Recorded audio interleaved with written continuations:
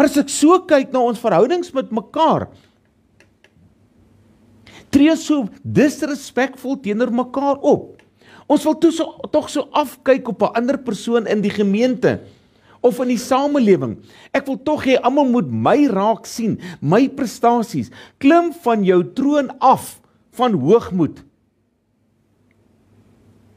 En besef dat Jesus niemand disrespekvol behandel het nie. En ek gaan dit weer sê en ek sal dit altyd sê, maak nie saak wie by daai deure instap nie, hy sal met die nodige liefde en respek behandel word. Want dis wat God van hierdie gemeenskap verwag. God het nie gesê, kyk op hom neer nie.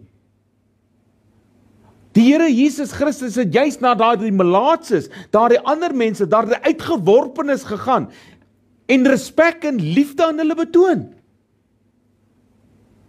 Hoekom doen ons dit nie? Wat het geword van die kind van God?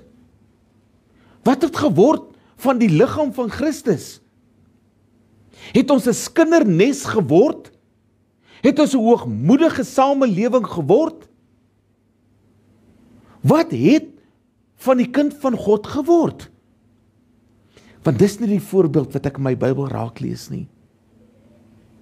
Dis nie die voorbeeld wat ek in die eerste gemeentes gesien het wat gestig is deur Petrus en Paulus nie.